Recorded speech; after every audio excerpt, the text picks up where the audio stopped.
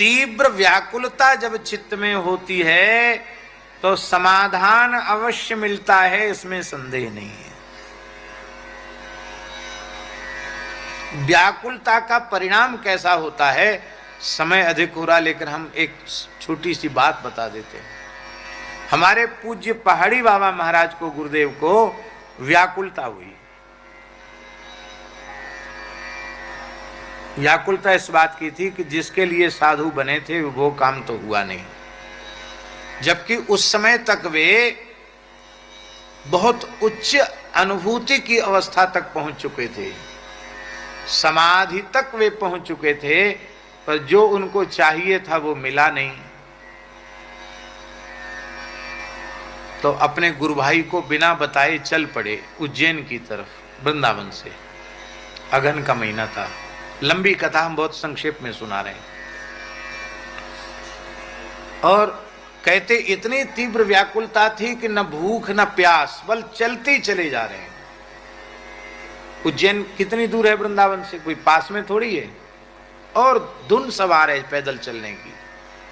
देवास के जंगल पहुंच गए, वहां एक शिवालय था। एकदम थके चूर हो गए थे, तो वहीं थोड़ी देर लुढ़क गए मंदिर में। तो महाराज जी कहते मंदिर में लुढ़के ही थे, नींद, गहरी नींद आ गई, और थोड़ी देर बाद बड़ी जोर का डमरू सुनाई पड़ा, और हमको लगा कि मेरी जटा पकड़कर कोई खींच रहा है। जटा खींचकर मुझे बिठा दिया। तो हम लेटे थे और उठ के बैठे, तो जैसे ही ऐसे नेत्र किए तो क्या देखते हैं, साक्षात भगवान शिव सामने खड़े हैं।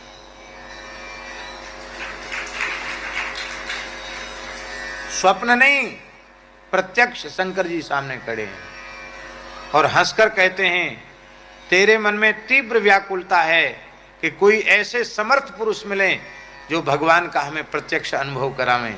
तू अपना काम बनाना चाहता है ना, यहां से उत्तर दिशा की ओर चला जाए, तेरा कल्याण हो जाएगा। तो महाराज जी कहते उठे हो, बस चल पड़े हम उत्तर दिशा की ओर। कैसे पता चले रात को उत्तर दिशा क्या है?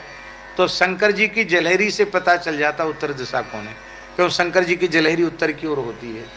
तो जलहरी को देख के हमने चल पड़े, मन में सोचे मरते मर जाएंगे जब तक ऐसे महात्मा नहीं मिलेंगे, परिपूर्ण महात्मा, तब तक हम उत्तर दिशा नहीं छोड़ेंगे। लगन लगी हुई थी।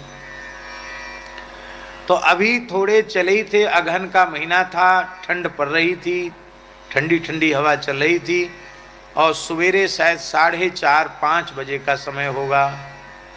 उस समय एक छोटा सा नंगा बालक मिला उनको, नंगा, मुश्किल से होगा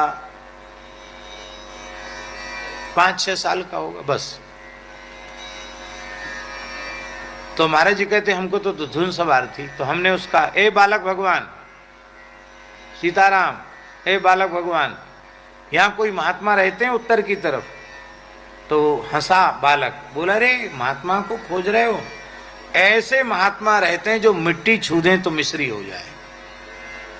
कह के वो चला गया।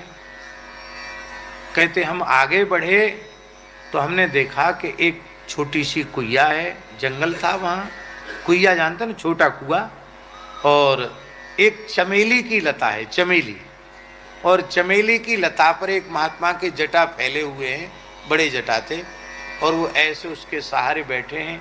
सामने धूना चैतन्य है, महात्मा के मस्तक पे कोई तिलक वगैरह नहीं है, खाली एक लंगोटी है और मोटा आड़बंद है, कुछ नहीं शरीर पर।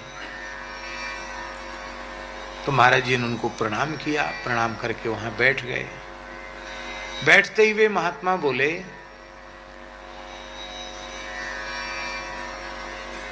तुम वृंदावन से आए हो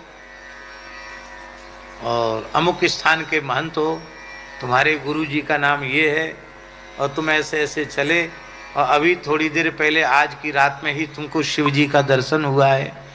शिव जी ने तुमको हमारा संकेत किया, पर तुमसे भूल हो गई। तुमको रास्ते में जो बालक मिला था उसके चरण पकड़ लेते तो तुम्हारा वहीं काम हो जाता। वो बालक कौन था तुम्हें पता नहीं है?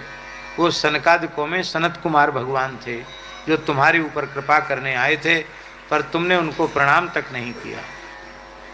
तो बोले वो तो सब बता दिया, पर मन में एक हमारी बात आई कि कई लोग ऐसी सिद्धियां कर लेते हैं जो उनको पूर्व घटित घटना वो बता सकते हैं। तो ये मेरे मन में आई, तो ले बच्चा संदेह मत कर, जो बालक भगवान ने कहा ना कि मिट्टी छू दें तो मिश्री हो जाए, वो दूसरा नहीं है, मैं ही हूं। और बोले स्नान करके आओ। महाराज जी कहते स्नान करके सामने बिठाए।